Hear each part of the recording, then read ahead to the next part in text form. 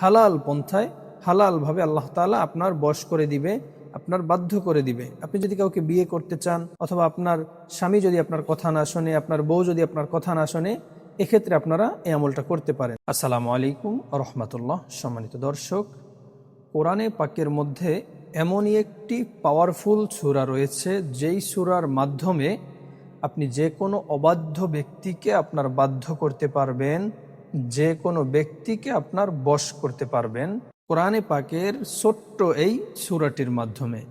প্রথমেই আপনাকে সূরাটি সহিশুদ্ধভাবে শিখতে হবে, তারপরে আমল করতে হবে। কিভাবে আমল করবেন বিস্তারিত ইনশাআল্লাহ ভালোভাবে বুঝিয়ে দেওয়ার চেষ্টা করব। ধৈর্য সহকারে ভিডিওটা সম্পূর্ণ দেখুন, ভালোভাবে বুঝতে পারবেন এবং আমল করতে পারবেন। প্রথমেই আপনাকে সূরাটি সহিশুদ্ধভাবে শিখতে হবে। প্রথমেই আমরা একটু সহিশুদ্ধভাবে সূরাটি শিখে নেই, তারপরে কিভাবে আমল করবেন বিস্তারিত বলবো। আমার সাথে সাথে সবাই পড়বেন এবং সবাই শিখবেন সহিশুদ্ধভাবে, এরপরে আমলের কথা বলবো। বিসমিল্লাহির রহমানির রহিম। ইন্না আ'তাইনাকাল কাউসার ফাসাল্লি লিরাব্বিকা ওয়ানহার ইন্না শানিআকা হুয়াল আবতার।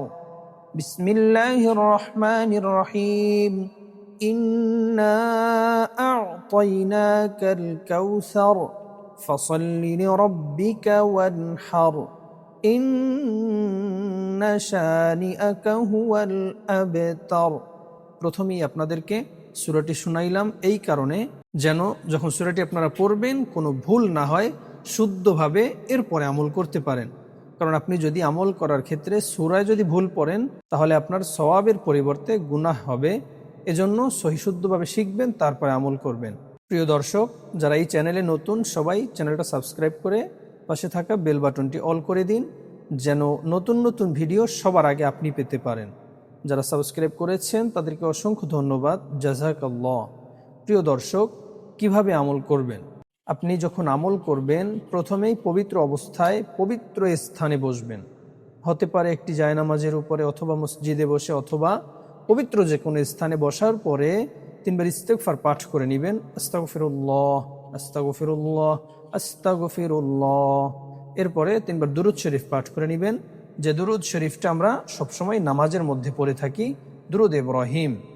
আল্লাহুম্মা সাল্লি আলা মুহাম্মাদিন ওয়া আলা আলি মুহাম্মাদ কামা সাল্লাইতা আলা ইব্রাহিম ওয়া আলা আলি ইব্রাহিম إنك حميد مجيد اللهم بارك على محمد وعلى آل محمد كما باركت على إبراهيم وعلى آل إبراهيم إنك حميد مجيد।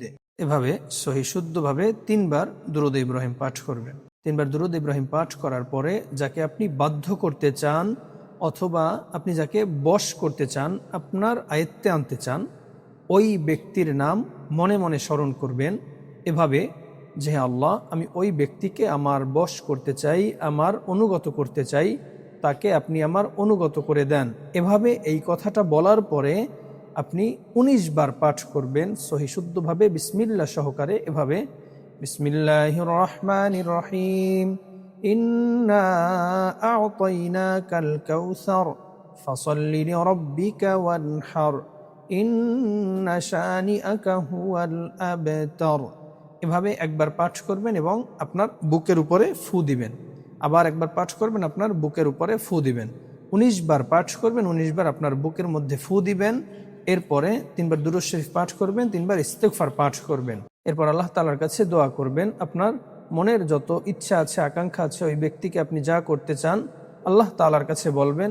হালাল পন্থায় হালালভাবে আল্লাহ তাআলা আপনার বশ করে দিবে, আপনার বাধ্য করে দিবে। আপনি যদি কাউকে বিয়ে করতে চান, অথবা আপনার স্বামী যদি আপনার কথা না শোনে, আপনার বউ যদি আপনার কথা না শোনে, এক্ষেত্রে আপনারা এই আমলটা করতে পারেন।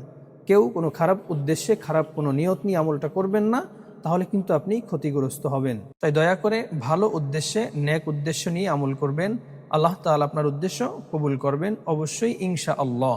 প্রিয় দর্শক, আমি যেভাবে বলে দিয়েছি আপনি ঠিক ওইভাবেই আমলটা করবেন, তাহলে আশা করি আপনি অবশ্যই উপকার পাবেন ইনশাআল্লাহ।